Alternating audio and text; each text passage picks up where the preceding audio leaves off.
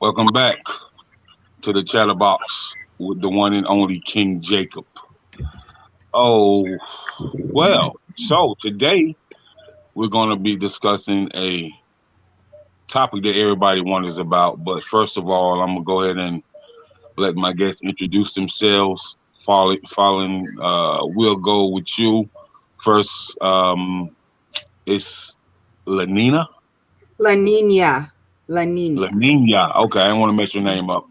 First, we'll go with you, Miss LaNinia, followed by you, Miss Sasha, then followed by Jessika and Brian. Okay. In that order, please. I'm LaNinia Deamer, and I run a nonprofit organization. And what else would you like to know? Can we know the name of your nonprofit organization and what it stands for and the type of programs that you are involved in? Absolutely. It's called Precious Gifts Incorporated. I mentor at-risk teenage girls, and I have workshops for young women as well. It's a faith-based program geared towards self-sufficiency for young people, young women. Okay, so is there any age range that you target? Is it from 12 to 24, or is it from 10 to 21? Like, what age range do you work with? For the mentorship program, it's from 11 to 18, trying to get them into college programs, college tours, things like that. So once they reach that level, then they age out of that. And then my workshops is something new. So that's just for women really of all ages, but over the age of 18. Okay. Appreciate that. And you are out of Charlotte, North Carolina, correct? Correct. Okay. All right, Miss Sasha. Hello, my name is Sasha J. I'm actually new to the scene of family court and how things have been going. So I don't have an organization of my own, but I have been in close contact with the domestic violence side of things. Even though I'm not a victim of domestic violence, it kind of, I guess, makes sense for now. I'm actually a Charlotte native, and I've been dealing with the North Carolina court system since July 29th of last year. All right. Miss Jessika and Mr. Brian, please. All right. My name is Jessika Morgan, and I have a nonprofit called Survivors Outreach Ministries, and we work, we're not crisis. We offer peer mentor advocacy. So I'm also a certified peer support specialist, and we focus on survivors, how to, once you leave, and how to stay out, and also work on healing, linking people with resources, and so forth. We also do a lot of focus on like restorative justice as well. And I also, I've been involved in family court for quite a few years now, unfortunately. And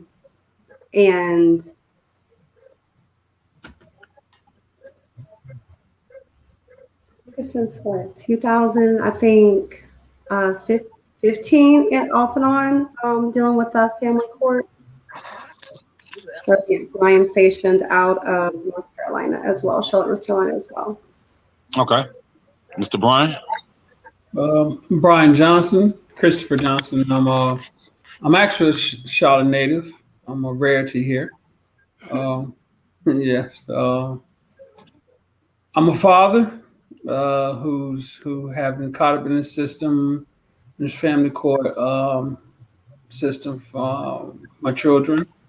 I don't have my children out of my home right now, unjustly. And I'm a father who's trying to right a wrong, and you reunite his girls and bring them back home. Okay. So do you aside what you're fighting through with the court system, do you also work with the youth, as needed in your local community? Because you're Charlotte native, so I'm pretty sure that you know a lot of fathers and a lot of mothers and a lot of kids that's involved in the AAU sports and all type of stuff like that. Well, he actually used to be a basketball coach, did basketball coaching with the youth. I forget which. For yes, I can basketball, but I have gone several places to speak to troubled teams, to try to encourage them and give them a different look at life. Let them know that first of all, it's not cool. We can do better than that, and that's not something that we have to go through. Okay. So we're gonna get head into this topic now. This, as I was talking to Jessica throughout the weekend, she is a talker. And she is quite a talker. So the topic is, family court and the judicial system versus parents in the community. 'Cause a lot of parents in the community may not be going through, but to embrace your community peers that's going through, a lot of people from the community step in and help as needed. So let's talk about this topic. The family court system, what we don't understand, and how it registers with the judicial system when parents may have priors, and how parents don't understand their rights, and how the community steps in. Especially the community advocates that really study these cases, inside and out.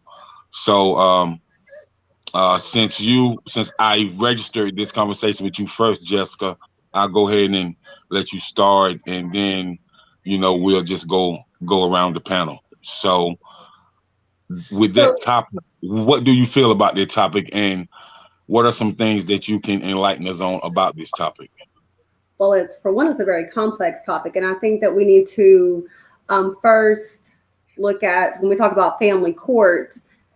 So you have family court, which is like civil, divorce court, child custody court, and then you also have like DSS family court. So there's two different types of family court. So what we're talking about today is specifically like with the family court, divorce, separation court. Because a lot of people, when they think about family court, they think about maybe, child welfare, Department of Social Services, and so forth. So they are one and the same, yes, in a way. However, both of those are considered family courts. However, DSS court is governed by they're governed by different statutes in our state of North Carolina, and in juvenile DSS court, the state is coming in and taking children away from parents to temporarily give them a case plan that they need to complete, whatever those issues are that brought social services in their life, whether it be mental health issues, substance abuse issues, domestic violence issues. However, in that court, though, you have a right to an attorney. You have a right to counsel, just like you would have a right to counsel in criminal court. But when we go over here to family court, divorce court, separation court, you're not entitled to an attorney.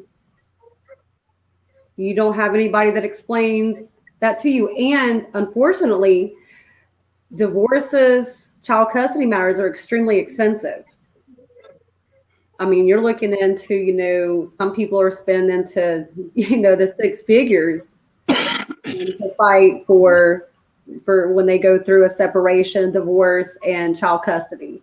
And this is not something that is just so even in DSS, like family court, there's a time frame that parents are given to complete services and so forth and make progress in order to have their children returned to them, which is about a year, can be up to 2 years, just depending. And then it's over with. And families either get their children back or they don't. And unfortunately, I don't like DSS court because they terminate parents' rights, which is considered like the death sentence of family court, honestly. And it harms parents and it harms children. I've actually known parents to commit suicide after their rights were terminated because they have a substance use issue or actually relapse. I'm grateful though here in Charlotte that we have a very good program when it comes to that side when we're dealing with DSS, because we do have treatment courts, wellness courts that are here put in place to where they really do try to reunify parents with children here. That what I've seen and experienced here in this county. Can't say that some of the other counties in the state of North Carolina are as lucky to have that. There's a few counties that do, but some of our smaller, more out suburb counties, no, not as much. But when we get over to family court, like I said, you don't have a right to an attorney. So it's if you can afford one, and then you can be in, there's not a time limit. You can be in and out of family court till the children reach 18 years old, and maybe even longer if there's child support. So you really get stuck, in the system. The parents and the children get stuck in the system, and back and forth, because you can always you can have a trial, you can have shared custody, you can have, but there can be a change of circumstances or a substantial change of circumstances. And then one party can file a motion to modify custody. People move, people get different jobs. So pretty much it's like once you're in it, you're in it. Unless you and the other parent can come to a good settlement, which a lot of times does not happen. And the way that our system is set up is an adversary system. So in my opinion, in my experience, it actually pits parents against each other, really. And so that's what I would like to say about that. Okay. So we'll go to the next person. Okay.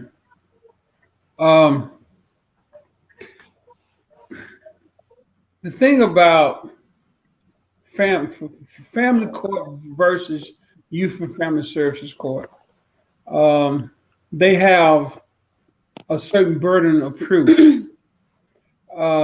Family court is the lowest burden of proof it is. Of any of the courts. Basically, there is no burden of proof. Basically, an attorney can come in there or either mother, father, or an intervener can come in there and say anything. It's insane that you can come in there and tell a lie, knowing it's a lie, and it's okay. It's unbelievable that there's a court that lack of burden of proof even exists. And with that being said, that in itself tells you that there's no accountability. Mm-hmm. That in itself tells you that two people can join together and say, well, this is what we're going to say, this is what we're going to do. And if you get a judge that will agree with it, you just screwed. It's that simple. Mm-hmm. And in North Carolina, if you have a problem with a judge, if you want a judge to recuse if a situation where a judge should recuse herself or a judge should be recused, you have to go to the judge that you want recused and ask them to recuse themselves, which is unbelievable. Yeah, I mean, you have these judges and these attorneys, whether they Saras or what, or whether they're Saras, whether they're fraternity brothers, or whether they're PTA, they link up and they come in there knowing it's a lie and it's okay. And that's just insane. And it is destroying families because it's not about families. It's not about what's in the best interest of the children. It's not even about what's in the best interest of the family. It says family court, but then it's not about what's in the best interest of the family. I even asked, I said, well, aren't you here for me? I was told no. But I'm family. This is my family.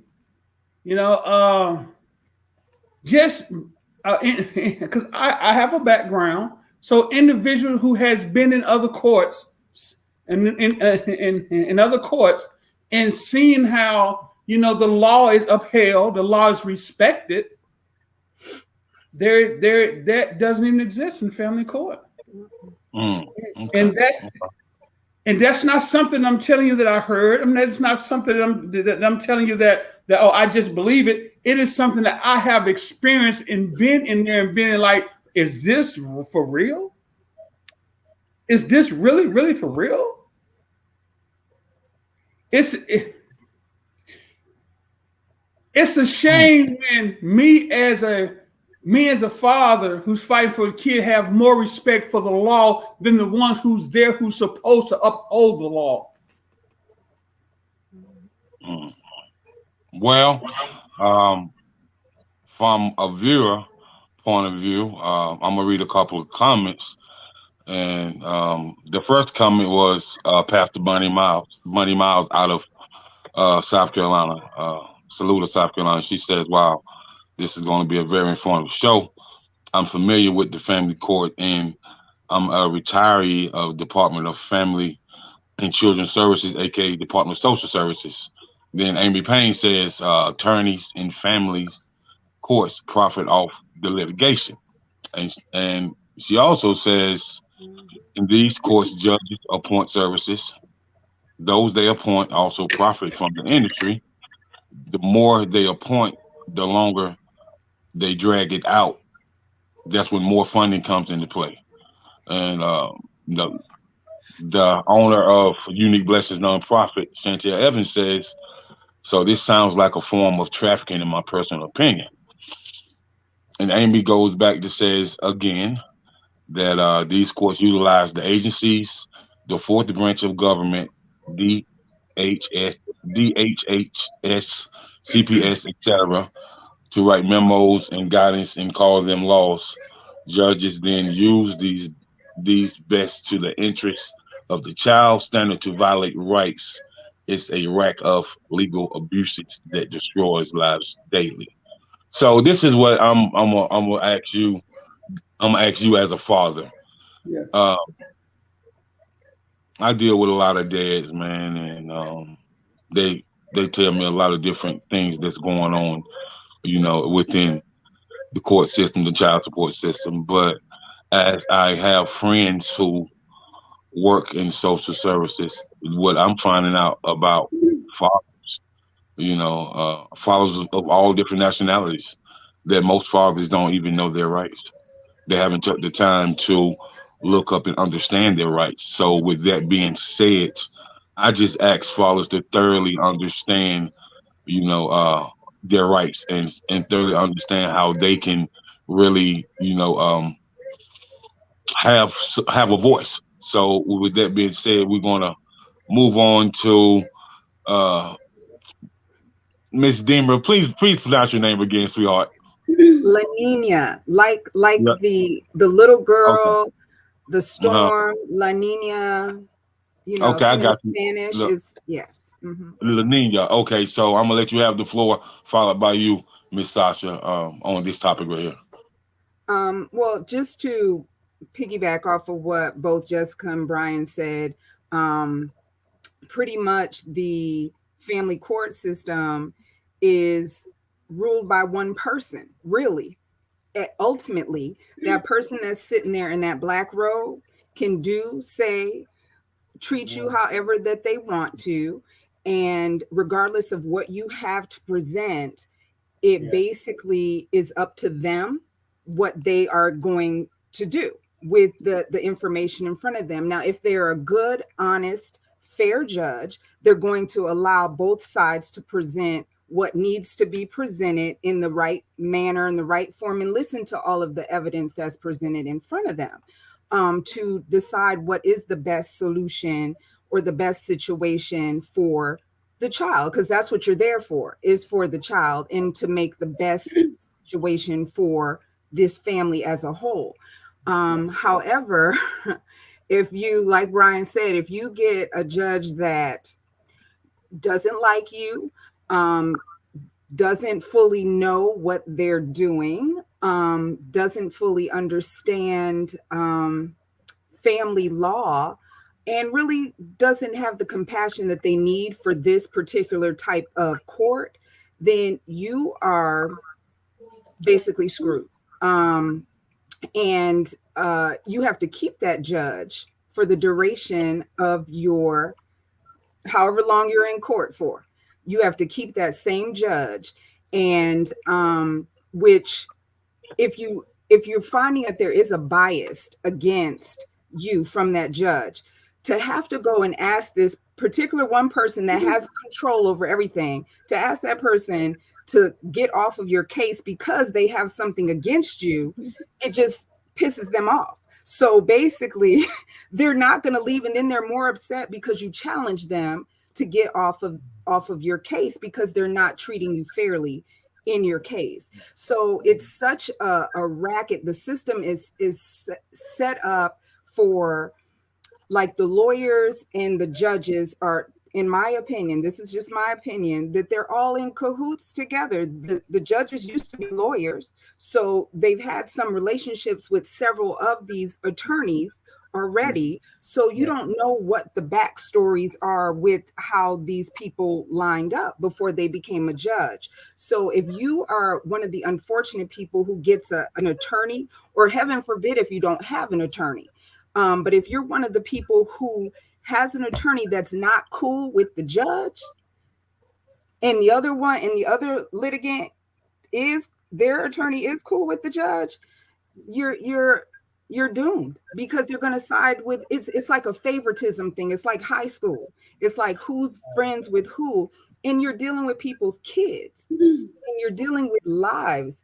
And when a judge isn't really listening to what is before them, it's dangerous. Like, judges are giving these children to parents, mothers or fathers. I'm not for either or. I know that there's good fathers, there's good mothers.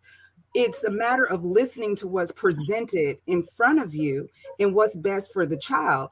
And it's like, if they're not listening, they're placing these children in homes and in situations which are detrimental to these kids' mental health, physically, socially, everything. And it's long-term effects on these kids, and they don't care.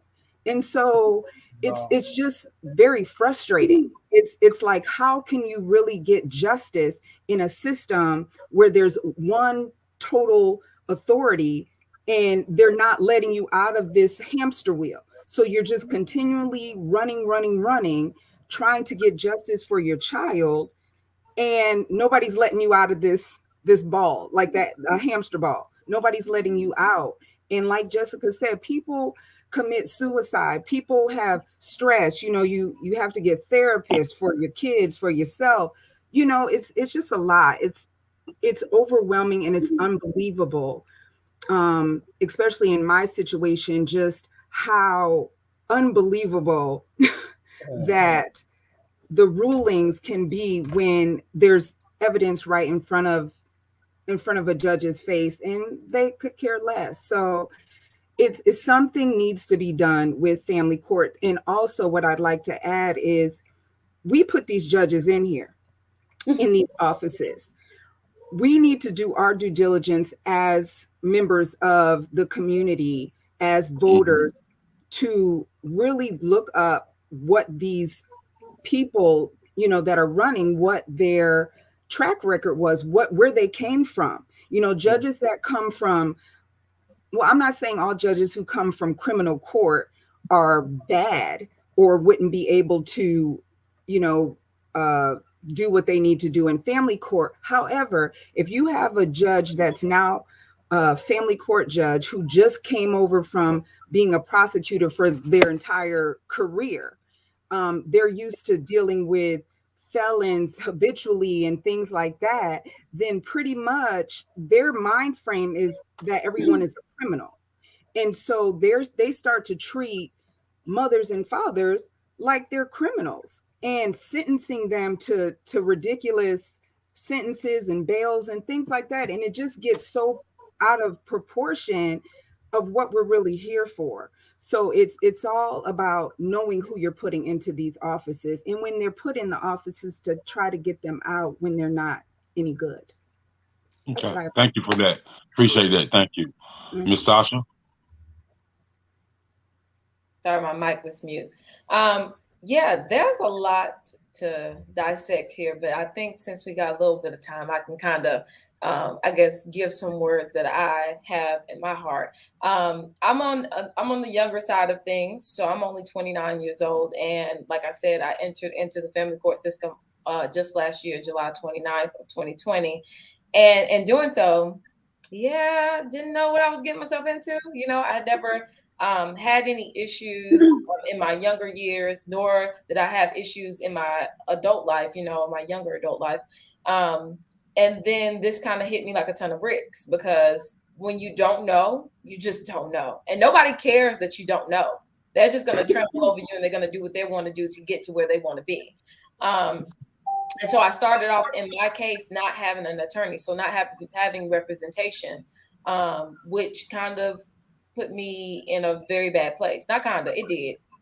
So my children went from living with me to then being given away, just like right in front of my face, with no regard to how I felt about it, how they felt about it.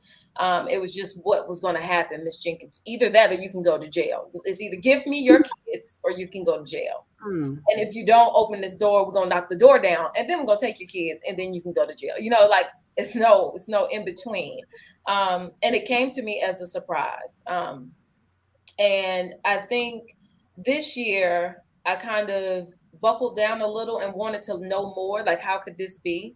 Because I went through the first 5 months of them taking my children away, not seeing them at all, because the judge that was present, or the judge that was over my case, did not know family law at all, but she made whatever decision she wanted to make because she was in that black coat, right?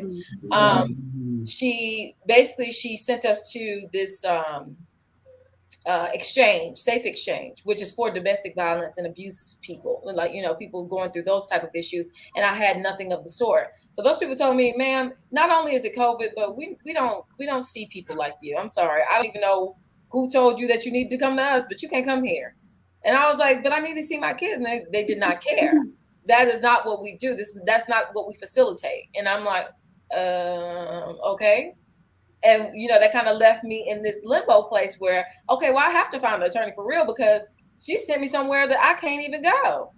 And so I finally got the judge to come back and listen to me, like, you can't go there, which turned into us visiting a different place that allowed supervisors to come to a space. Well, it's COVID. You can't just go anywhere.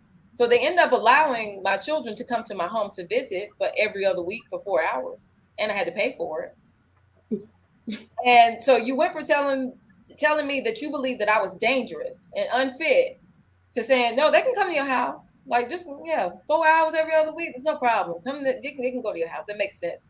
And I'm like, how do you come to that after you just said there's an emergency that existed in my home? And this is also, like she said, like he said, like not having or lack of burden of proof. There was no proof that my house was dangerous. I had never had DSS, social service, anything involved in my life. This is literally my first time in a court. And so it was strange. I was like, how is this happening? I'm not a bad person, but you can holler if you're not a bad person all you want to. If there's nobody to back that, if there's no money to back that, shall I say, not body, money. There's no money to back that, you can't. Like, you're not gonna fight. You can't fight. I mean, you can try, but how far will you get? And I think a lot of the relationships, like they were saying, it's like being in high school all over again. I didn't go to college, but I was definitely present in high school. And in high school, or in my case, I'm a model. So in the modeling industry, if you're not of that top tier, if you don't have that A-list name, if you don't have that agency backing you, that's amazing, then you're no good. You know, nobody pays you any attention until you make noise. And a lot of people who are even backing those A-listers, they're not going to open their mouths, because at the end of the day, those people pay them, you know, or those people make sure that they got money in their pockets as well. And I think that's another problem. I've had great attorneys on my side, but on the opposing side, or the litigant side, they have awful attorneys who are actually in cahoots with the judges. But even though I have those kind, beautiful people who care about me as my representation, guess what? They're not going to challenge, because they don't want that. They don't want the static. They don't want to make that noise. They don't want that kind of attention. They just want to make their money and move on. And I get it. Like, some people avoid confrontation. I'm one of those people. I don't like to fall out with folks. But sometimes when it means as much as it means, as far as family court is concerned, you just have to. And so I think talking to Jessika mostly, it has encouraged me to make noise. I mean, the worst they could do is I lose, right? But I've been losing. So, I mean, is that really going to hurt my feelings? I think I've cried enough by this time. So it's like, it's okay. It's okay to make noise. It's okay to do what you can. Those complaints, those grievances, keep doing it. If you don't have the money, in my case, I don't have the money to give away constantly. I've been doing it. How did I get it? I'm not sure. I always tell them, by the grace of God, I don't know. It falls in my lap when I need it, and I'm able to pay my attorneys to stay there. But it's a money game, and it's very expensive. In the past year, I spent upwards to $30,000. I don't even make $30,000 a year, but I've been spending it. It's coming from somewhere, and it's getting taken care of. And I just want parents who are in the middle of all of this to continue their fight. Like, there has to be a reform. There has to be something different to happen. And I was telling Jessika, even if it's not my children coming home, somebody's children are going to come home. And so I feel like we should all work together. And they've been such a big help to me, because it's a lot of things that I didn't know how to do. But being in the helping mothers group that we have, you know, everybody kind of listing off the issues and the things that they've done and what they've been through, I think that kind of assists us in moving forward all together. Like, it's better together than it is separate. And it has to come a day where things change. It has to come a day where somebody opens their eyes and not fall for the BS anymore. Like, this is BS. I'm young. I might not know it all, but I know that this is not how this works, because the trauma that they're putting on these families is endless almost. It feels like you can't breathe almost. Like, it's a pressure. It's a heavy weight that's put on your shoulders. And they expect you to stand tall and be silent. Like, that's not how that works. Because anybody knows when something's being crushed, it's going to scream. It's going to crack. It's going to break. You know, that's what you're doing to these people. In my case, my children's father passed 2 months before this started. So we didn't even get a chance to grieve. Instead, we went straight into family court, straight into them being snatched out of the home. So they lost 2 parents in 2 months, basically. So they only, they got 100 hours of time, or right up under 100 hours of time in a whole year with their own mother. You know, like, that's sick. And that is, I think, beyond, you know, being able to, you can't give me my time back. How about that? That's for that part. You can't give me Okay. Well, we're going to go to a quick commercial break. and we're gonna get into some of the comments that the viewers are, chiming in with. And so, stay tuned for more important messages. This is the Chatterbox with King Jacob.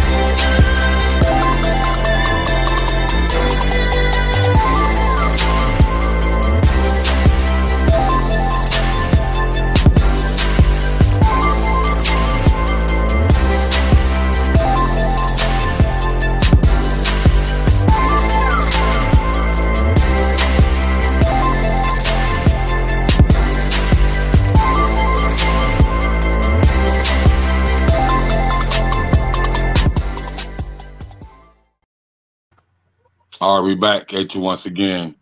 The Chatterbox with King Jacob is sponsored by Unique Blessings, a nonprofit organization where we fight against domestic violence, human trafficking, sex trafficking, sexual assault, with a focus on the at-risk youth. And so we're always looking to partner up with people and to know about different programs, across the nation. And so if you need that contact information, you can contact me directly, and I will get you to the powers that be that can sit down and have that meeting or that social session with you, involving youth.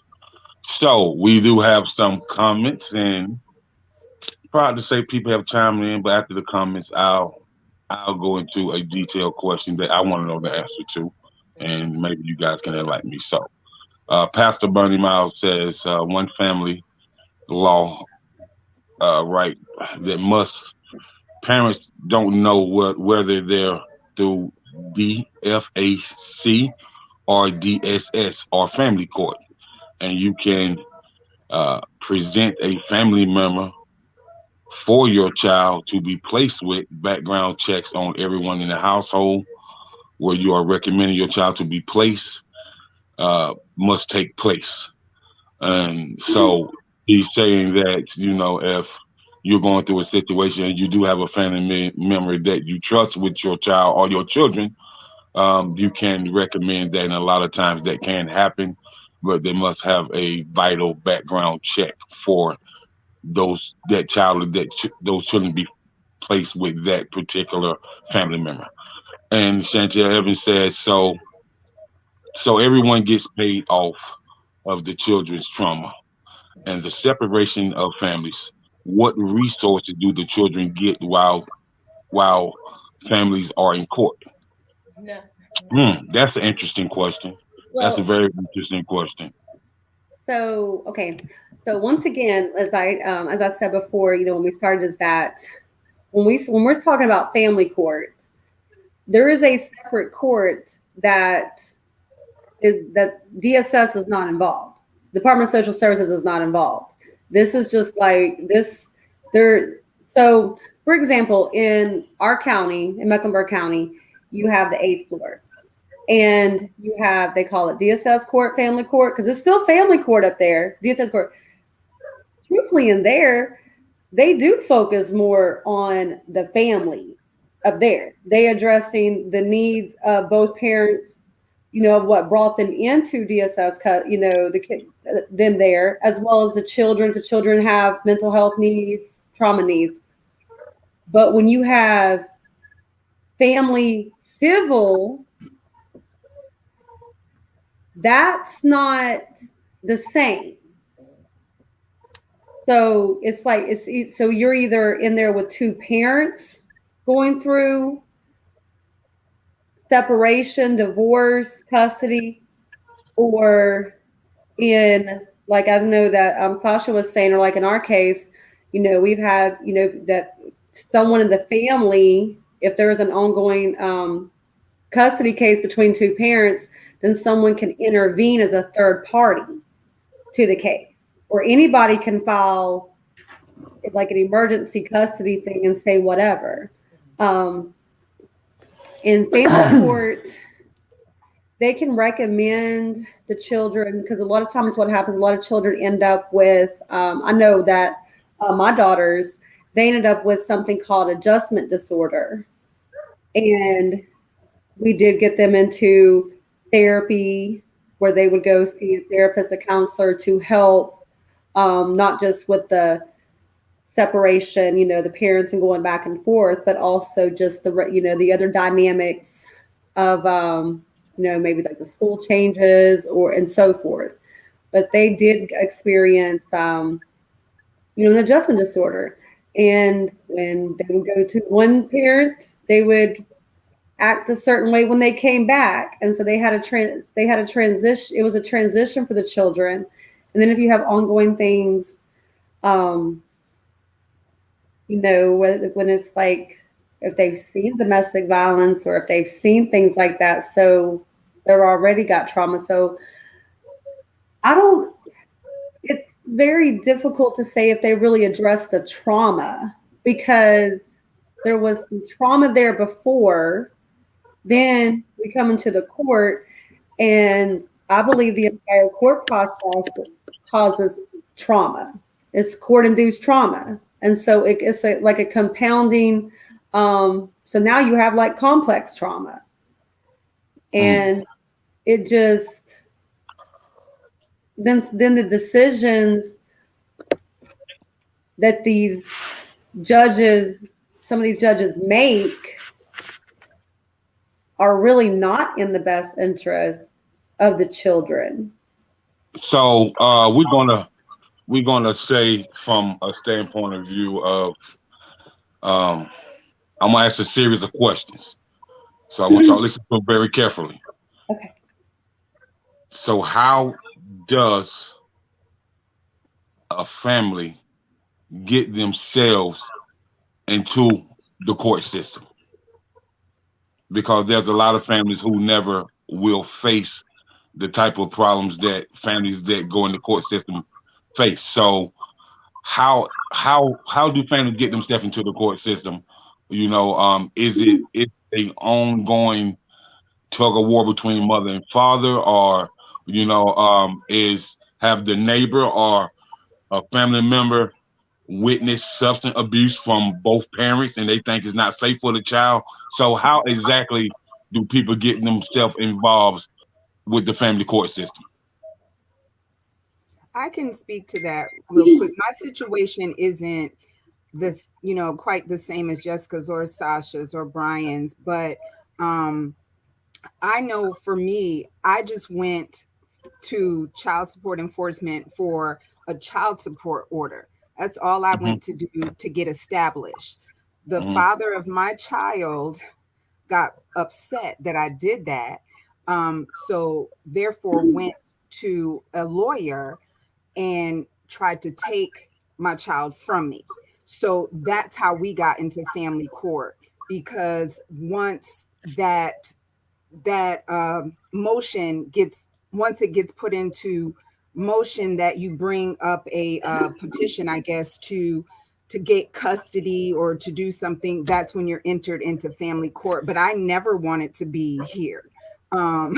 Never wanted to be in this situation. So once you're in there, you're in there. And so pretty much it became a fight for custody, which then that's when all those other agencies come in sometimes, depending on the circumstances with each individual, where DSS could come in or whomever else. That didn't happen necessarily in my case. It was just more of a me against him, my lawyer against him. It was just a whole bunch of money getting thrown around for years, because I've been in the system since 2013. Okay. Like Amy said, I was looking at the comments, excuse me, but like Amy said, you get in the system by trying to do the simple things because you think it's just simple. Like in my case, my ex-husband, he wanted to file for custody. Cool. We went to mediation. Mediation decided, no, sir, you get to split this time. Y'all get y'all can figure it out from there. And you think, okay, that's just it, because that was just it back in 2016. It was just, we don't know how to talk to each other, so maybe we should come and talk to you. And then from there, in 2020, that case that became null and void because he passed away was used to create something totally different, and that's where we are now. It got dismissed altogether, but then something else happened, because of the attorneys and how they work. They want to keep you there. They dismissed my entire case that had gone on for a year on September 17th of this year. But then a new emergency got put in right behind it. Never even signed the order for the dismissal, but signed that order for that emergency. You know why? Because that means that she has to come back. That means that she has to spend some more money. That means some more people get paid, like keep her here. And it's kind of disgusting, especially if you already said, this is false, this is fake, but I'm going to go sign this. Let's see if we can stretch it out for another year. Because where I'm at now, with the decision that was made at that last emergency hearing, they said, oh, well, now you can have your children every other week unsupervised, and they can stay the weekend, and we'll revisit this. And she said 90 days, but then 90 days turned into 6 months in 2 words, because she said, well, also we'll do alternating spring breaks. Ma'am, that's not 90 days. 90 days from September 30th is not April, whatever. But it in one breath, it became 90 days, spring break. And I was like, hold on. So they're guaranteeing themselves already another 6 months of my time, my money, and everybody else's time and money as well. And that's how it works. So sometimes you just need to figure out how to be cordial, how to keep the peace, and just figure it out outside of court. Like, I know a lot of our parents, our parents tell us, like, yeah, go to court, take them to court, go get that money, go figure out how you can have your kids and not have to deal with his attitude, because I'm a girl, so I get those kind of talks. But I'm sure it can be the other way around. And sometimes it doesn't take all that. You just gotta sit down and be like, hey, this is what we're gonna do. This is how this is gonna work. Or you're gonna end up like them, and the them is us. So I mean, I have uncles, OGs, that I grew up around, or that I met throughout my journey traveling and stuff like that. They'll be like, man, just tell your homeboy, man, just to pay it, man. Give her what she want. Let her talk about herself, bro. Just let her talk about herself, man. He said, because one day that child is gonna be of age to ask her some questions, and she ain't gonna be able to take it. So what a lot of people don't understand, your children can break you down way, way, way worse than any court can. So, when a child sees this, that, other, and the third, when they're growing up and they're traumatized and they can't navigate through society because of what mom and daddy was going through, and then they start asking, you was bickering, fussing, and fighting like that. Y'all didn't never think how I felt or how me and my siblings felt.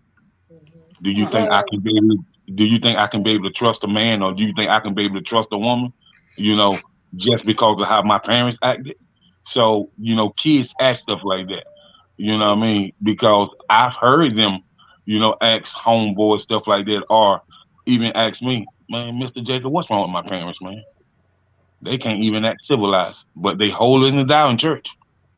I'm just saying. Actually, okay, so this is my daughter's father.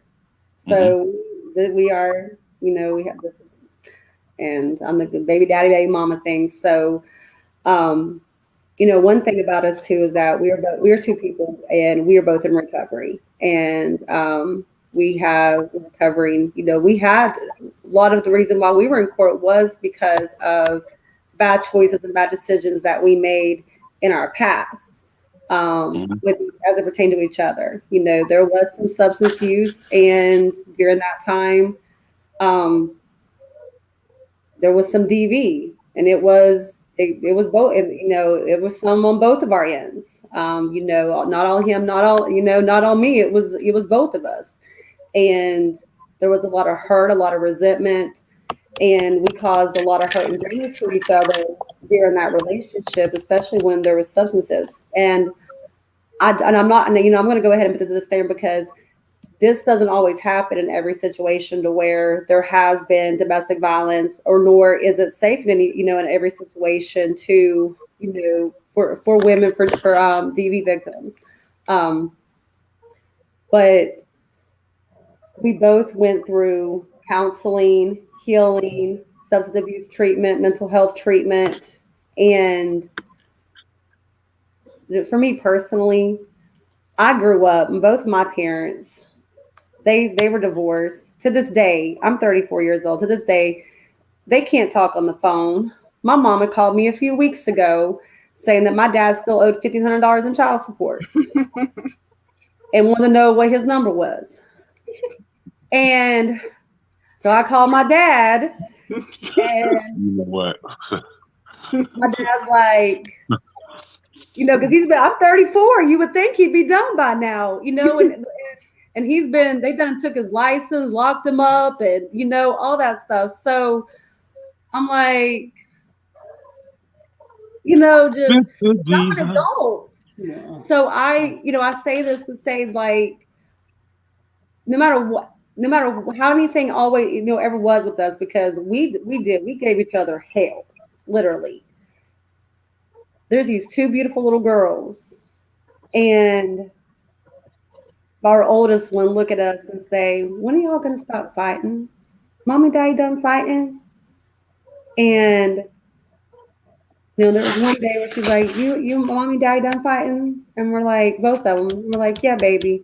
And she grabbed both of us like a big group hug, because we don't have to be together, but we can respect each other, and we both have boundaries, that we we try to keep in place and stuff, because at the end of the day, we're tired. I'm tired. We're tired of being in court. We're tired of fight. We don't want to be there. And Okay. in our situation, we have interveners, that intervene in that, and for the children, thinking about them. I would like to interject that this was I've never experienced anything like this. I have a 31-year-old son, and I had custody of him since he was 3, and all this whole court thing was new to me. Never experienced. But we were in Youth and Family Services Court, and we worked our each had our own case plan, and our kids came home. When our kids came home, the two ex-caregivers fell in love with our kids because the Youth and Family Service actually promised them our children. They actually promised them that you would be able to adopt these kids. They actually asked for the kids, for our rights to be terminated, and for them to be able to get the kids. But there are all the judges are not bad judges. You have some really good. Let me say this: some really good judges that really care about the families, they care about the children, they care about the family as a whole, and they respect the law. And you had a judge who told the Youth and Family Services Court, while North Carolina only requires the bare minimum, these parents have gone above and beyond. By law, I must return their kids. And he did.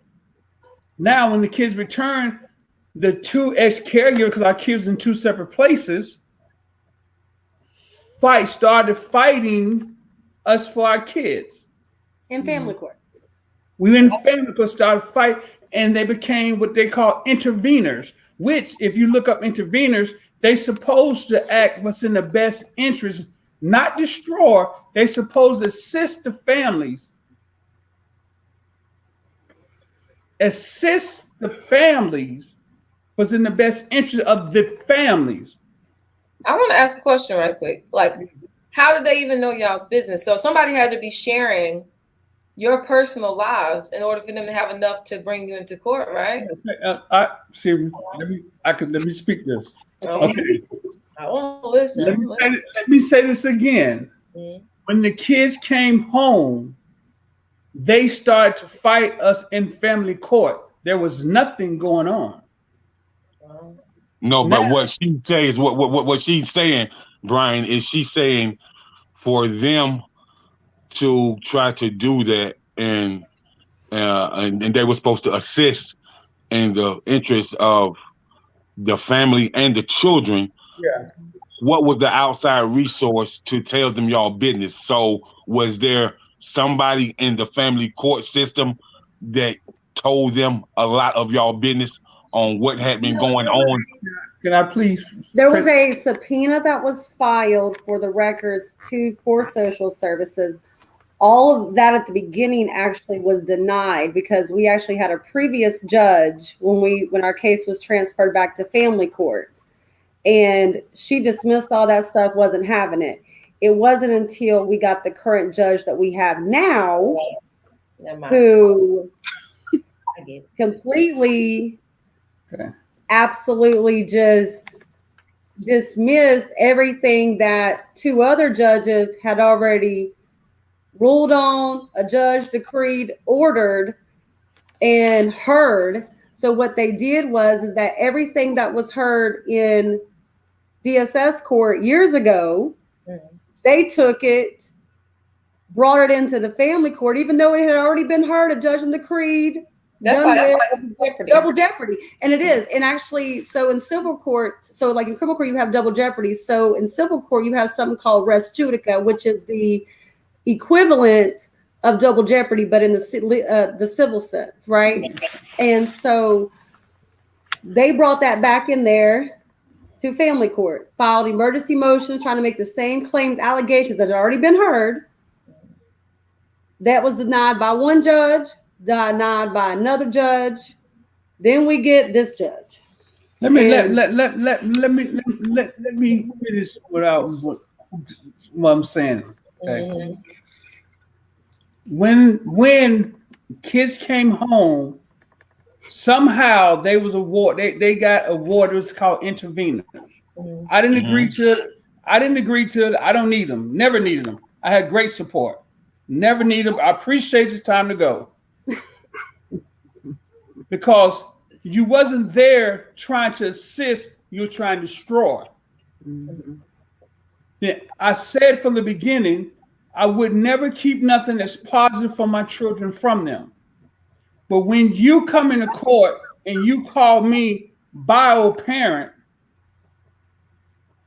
and they even allow you to say it, that's disrespectful.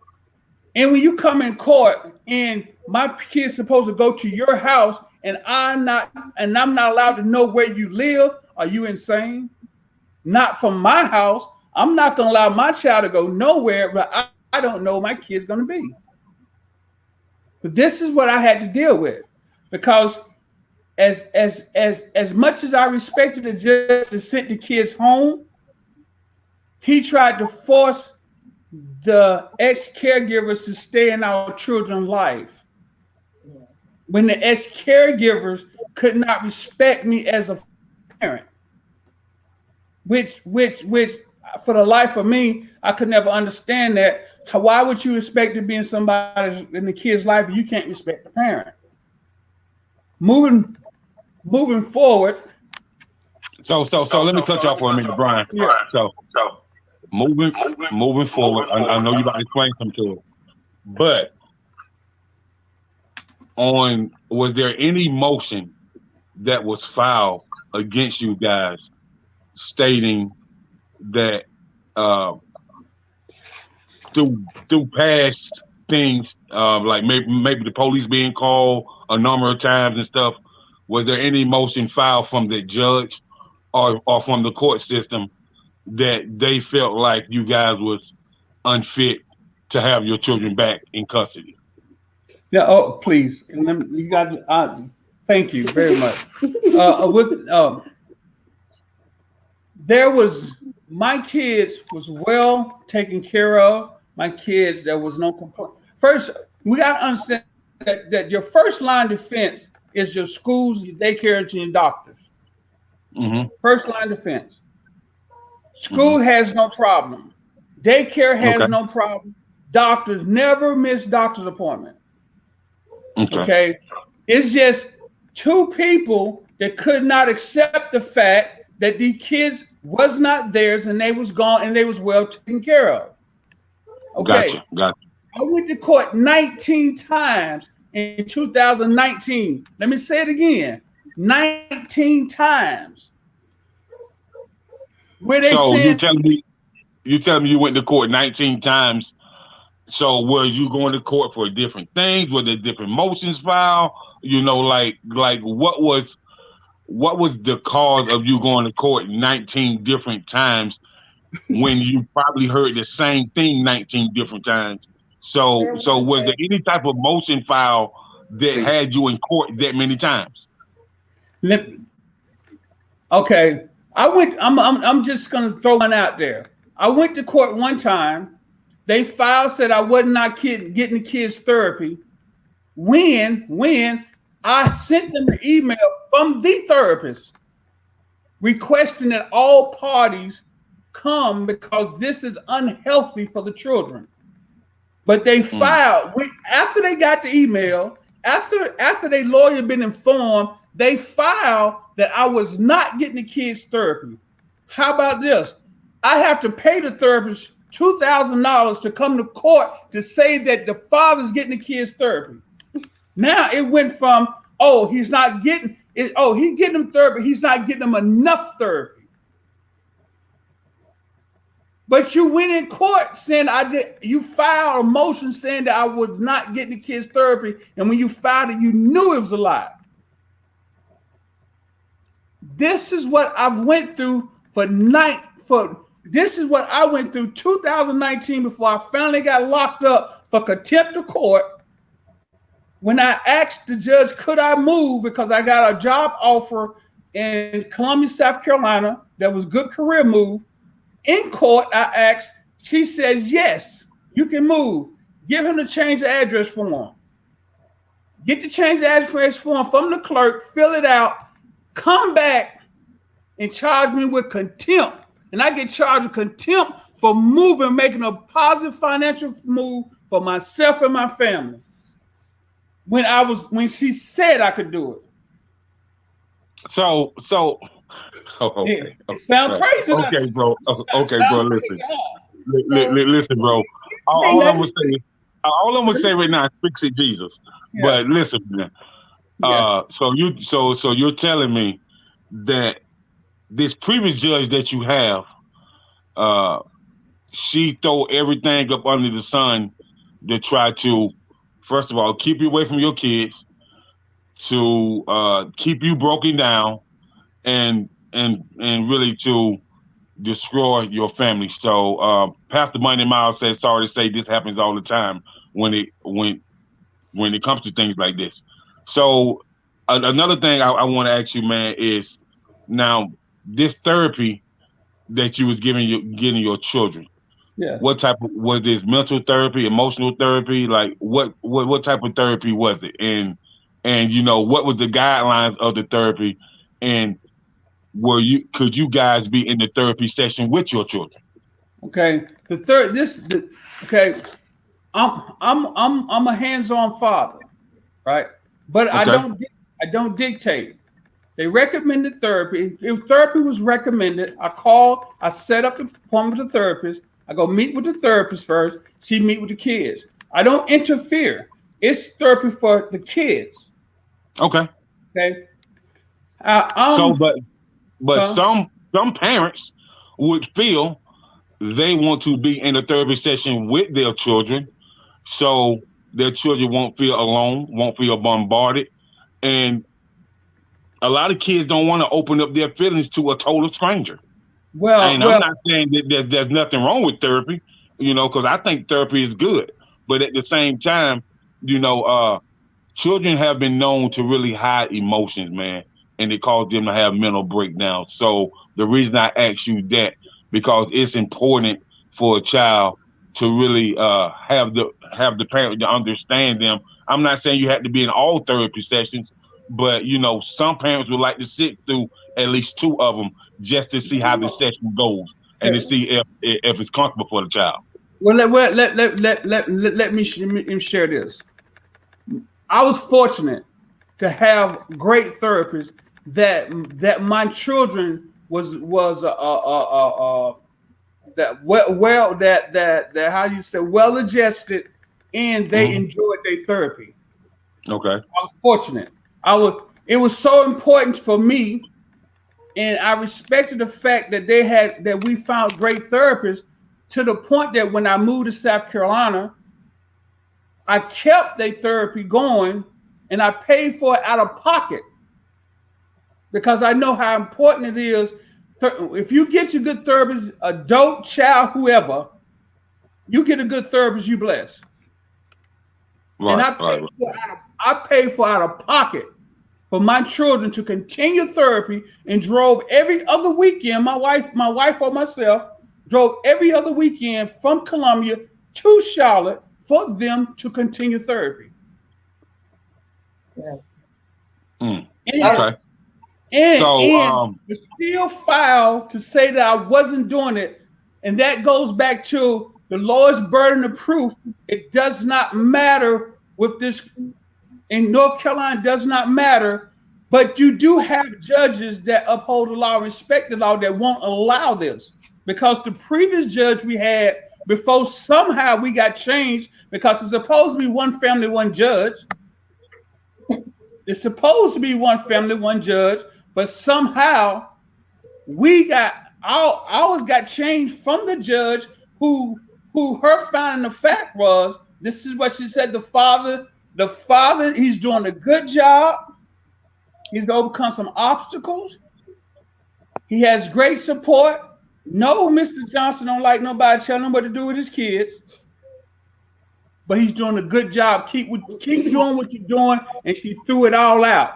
Now, when she left, the new judge, and they came back with everything that's been looked at and thrown out. They brought it back in front of this new judge.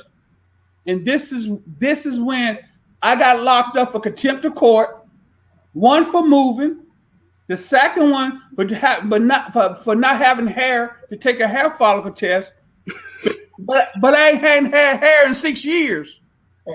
When you asked for the hair follicle test, I hadn't had hair in 6 years.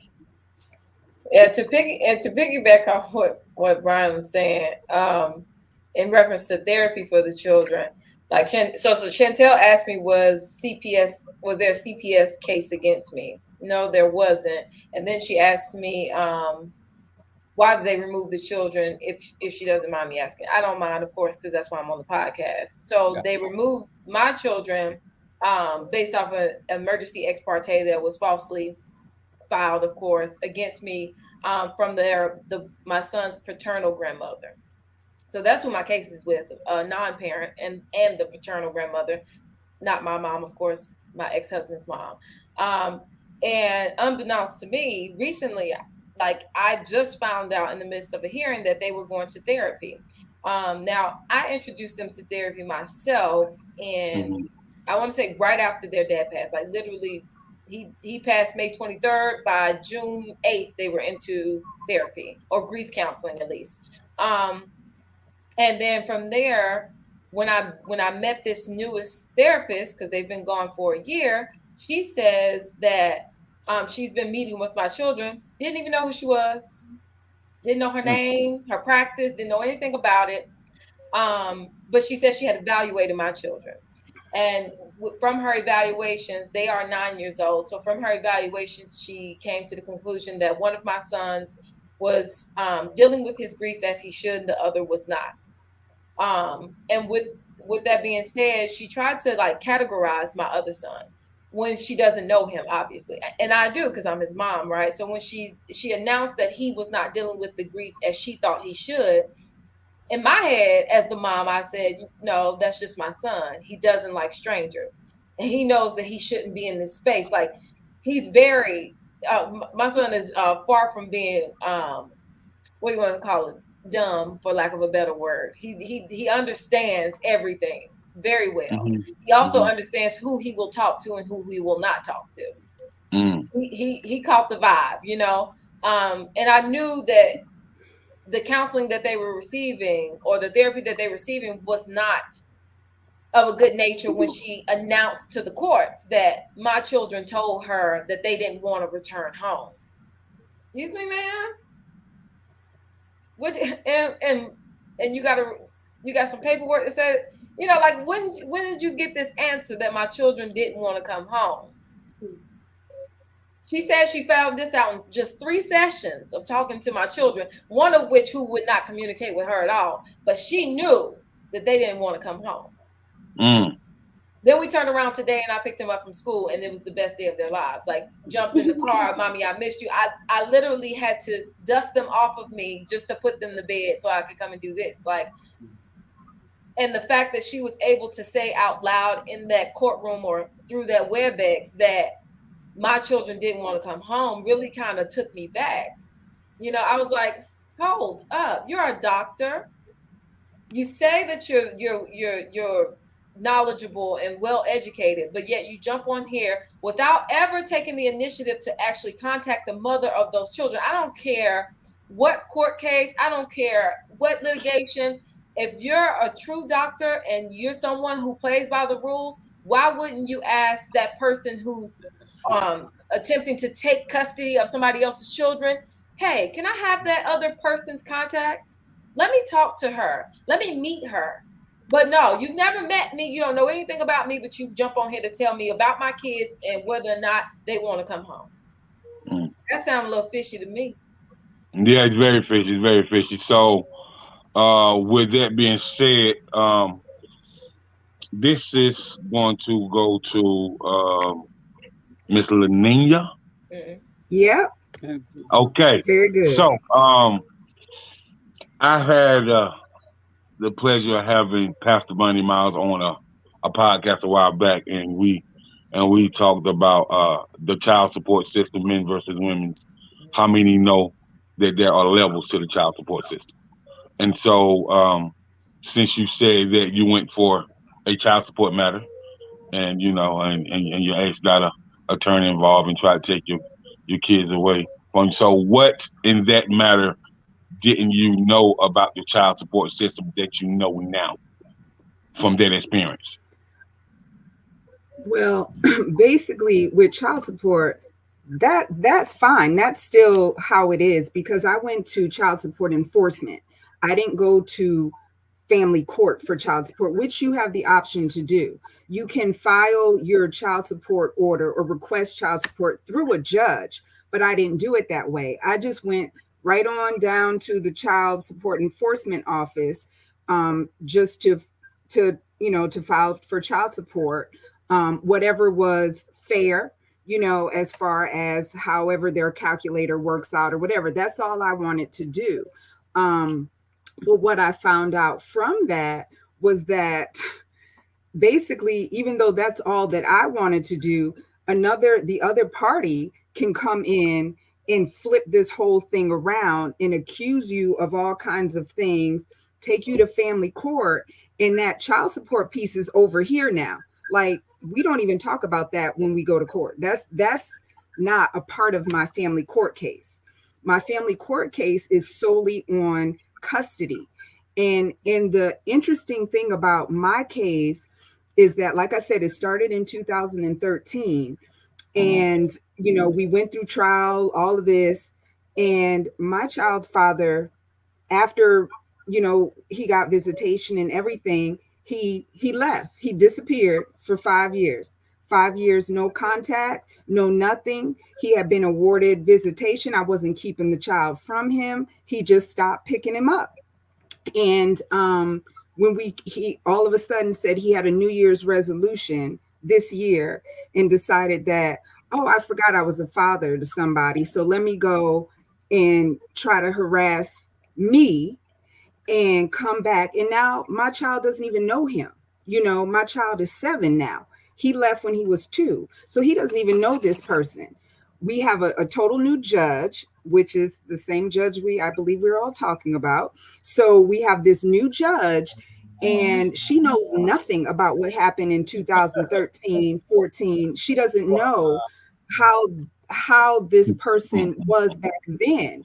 And the thing of it is I presented her with evidence to show, from another party, an affidavit, a sworn affidavit to show that this is the behavior he had before he left, and he's not a reliable person. Clearly he can't be trusted. He just disappeared. And like Brian said, she held me in contempt, a mother who's been taking care of her child. I was sentenced to 30 days in jail, fined, and put on probation for a year. Stop. This is what I want to say about Mecklenburg County, Charlotte, North Carolina area. Y'all have the most dumbest ass laws I have seen in my life. And I have lived in various states.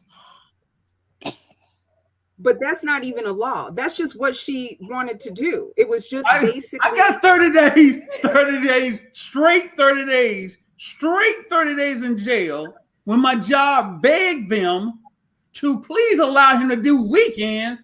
No, straight 30 days. But they did that to me because that's the only way they could take my kids out my home.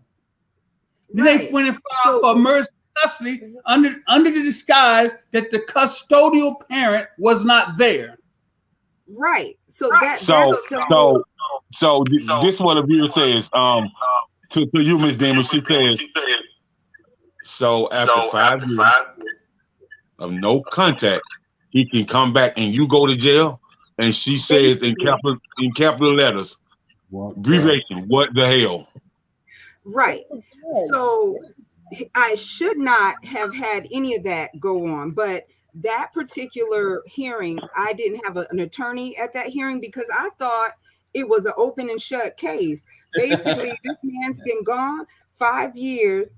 He was not a good person before he left, and he had no justifiable reason for leaving, for being absent that long. I'm in the same place, same phone number, same everything. And so it took me by surprise. But what she did do is she suspended the sentence. And so basically the probation is just waiting for me to do something. My child's father picks and does different things to try to get me to break the probation or whatever, so that I can go to jail. He can take my child and he won't have to pay that child support that's in child support enforcement. And so it's just a matter of right now, the way that this judge ruled, it was pretty much my child doesn't know him, but we had an order from back in 2014 or whatever that was every other weekend. And so I'm telling her in this hearing, he doesn't know him.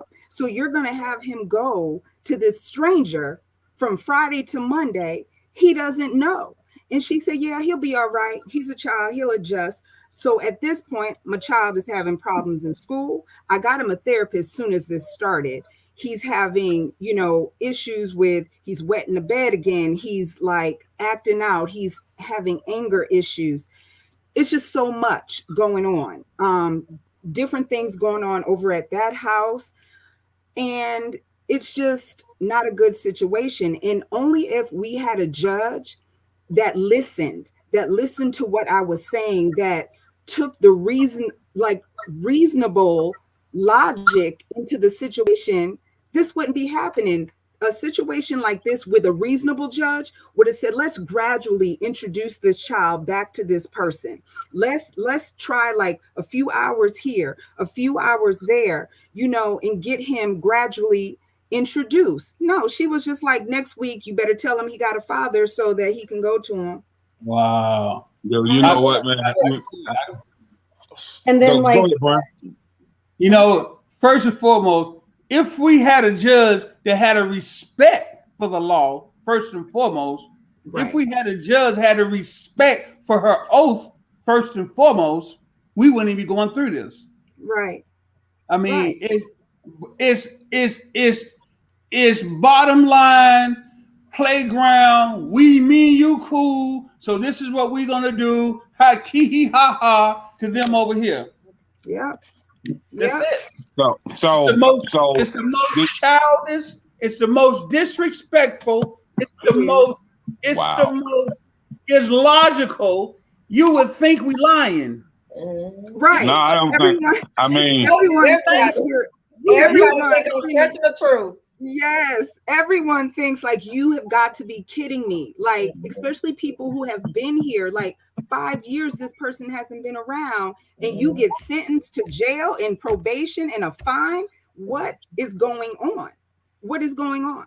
Yeah. And it's because we have a judge who I don't really feel that, like I said, she doesn't have the compassion to be a family court judge. She just doesn't No. listen. She saw the new paycheck and She accepted couldn't be a it. criminal court They judge because they'll lock her up. They should have left her on the prosecutor side of things. Because honestly, she saw the upgrade and one thing that I was saying about where'd you go? Get back over here.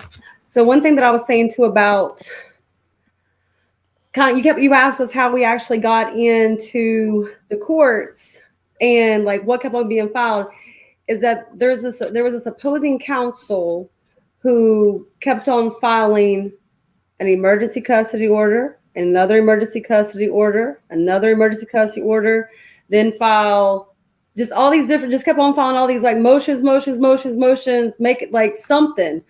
And then, he went to jail. I moved back. I was in Wisconsin with my son. I was staying up there. I was working in Wisconsin, for Milwaukee County Justice Point as a certified peer support specialist in drug treatment court doing the prosecution arrangements. He's back home with the kids, and there was some tension between us, so I didn't take the kids with me when I went because you can't leave the state with the kids without the other parent's permission or it's kidnapping. And so he went to jail. I came back. I remember that hearing. I've known this man almost 10 years. I know when he's okay, when he's not okay. And like I said, we're both people in recovery. This judge accused him of, after a 4-hour hearing, accused him of being high in the courtroom. Mm-hmm. That man was not high. If he's high, he ain't showing up. And, it kind of just, makes it crazy to me. So, like when I hear LaNinia's story, because I'm like, he's had his struggles, with substance use, and this man's still going to show up regardless. He's going to show up at least, try like I struggle or something like that or whatever, but he's not ever disappeared for like 5 years. But he went to jail 30 days.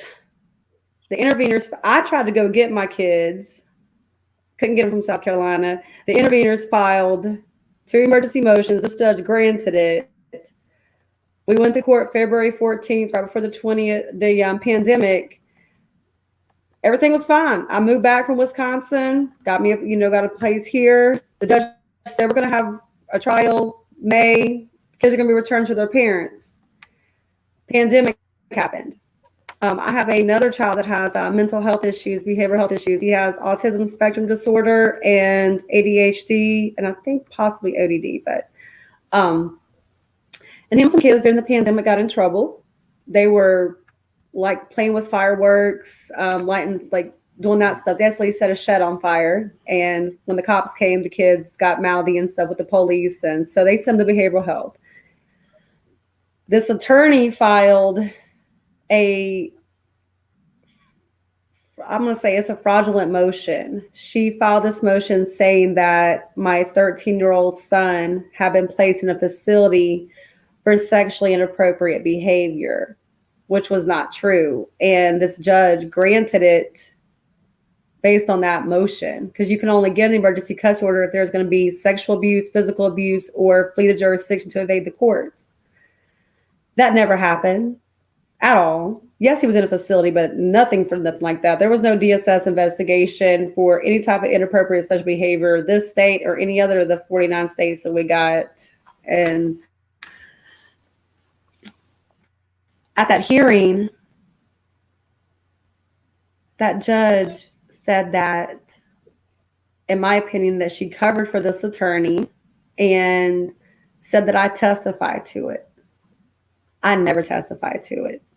And this caused a argument back and forth between my opposing counsel, but between me, the judge, And my attorney's like, when did my client testify to that? And like, how are you going to sit there and say? And the judge said that I was a liar to the word that came out of my mouth. And I mean, I was just like in shock. Like, I've been in front of other judges. I've even, I've had a judge give me my internship. I've worked, like I said, in Wisconsin around other judges, been in meetings with other. I've never been treated or disrespected like that.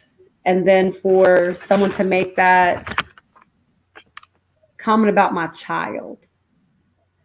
And so they took away my time with my daughters. They said that I could not have my daughters around their brother, their sibling. So that has caused trauma to my son, who loves his sisters. Like, he had been around his sisters this entire time, and he's never done nothing to them. I have pictures, like, they play together, they love each other. I mean, they'd be like siblings, they annoy each other. He loves his sisters.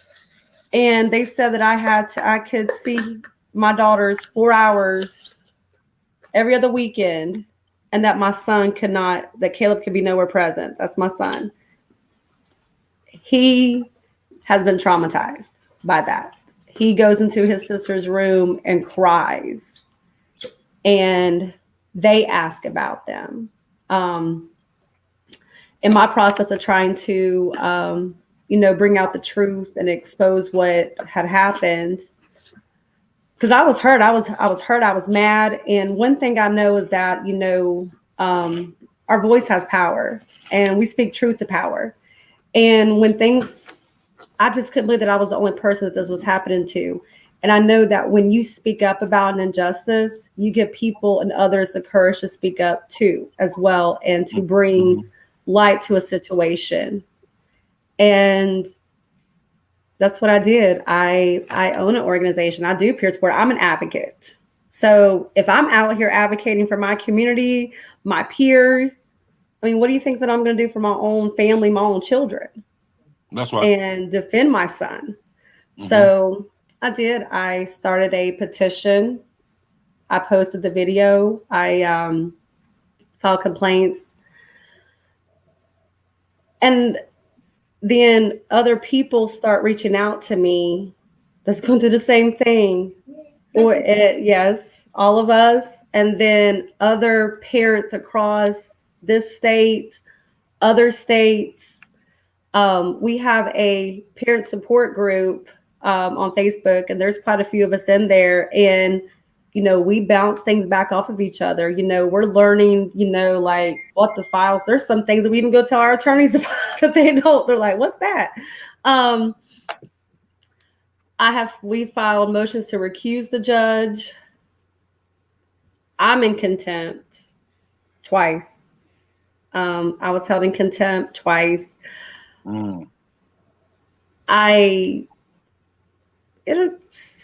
At a hearing, the judge said that she never said those things to me, and she did. It's on video. Well, and I was just so upset and hurt that, it's like, if you're wrong, just admit that you're wrong. If you made a mistake, just admit that you made a mistake. That's all you have to do. You wrong, you made a mistake. Okay, let's move past it and everything. But nobody want to take personal responsibility, because sometimes it's not us parents. Sometimes the system and the process with the system, as adversarial as it is, it increases the conflict in the case. And it pits parents against each other. So, and to me, a lot of times it's like the attorneys, they don't want us, the system don't really want us to come to an agreement or get along or try to work things out, because then we ain't coming in front of y'all, and y'all ain't getting no more money from us. Right. And you guys ain't benefiting and off of our children, but this is harming my children. My daughters are separated from their family, separated from each other. They may see each other, but it's not the same as being with your sibling. No. They have 2 siblings. He has a wife. They have a child together. They don't get to see that sister. They have a brother that they don't get to see. So this process has completely destroyed my family, I would say, destroyed more than what we did to get us here in the first place, to be honest. Yeah, I understand. I understand what you're saying. Yeah. I can't hear you. I understand what you're saying, but we are scrapped for time, and Here. we'll be doing part two. I'll let you know when, Jessica, we're gonna do part two, but part two is gonna be systematic racism through the family court. Yeah, you can't hear me? Tim, just put your ear. Tell me to your ear. You can't hear.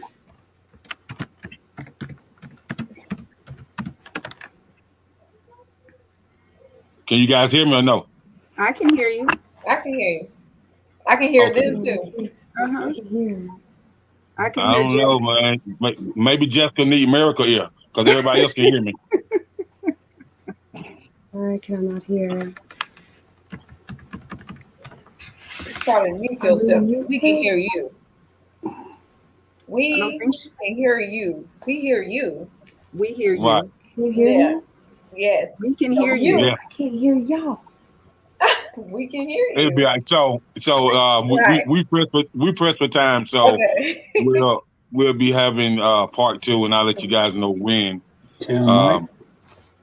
the systematic racism of family court and how children go through mental health exposed episodes, Okay. after being traumatized through family court.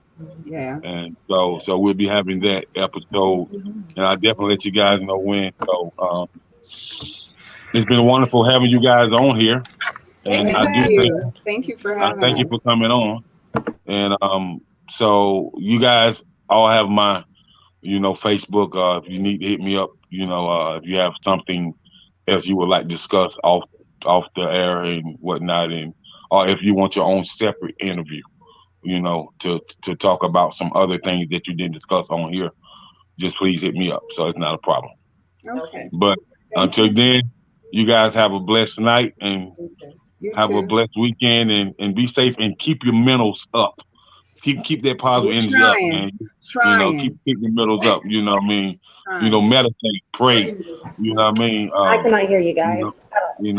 ask God to give you direction. So, but until next time, you have a good night. Okay, you too. All right.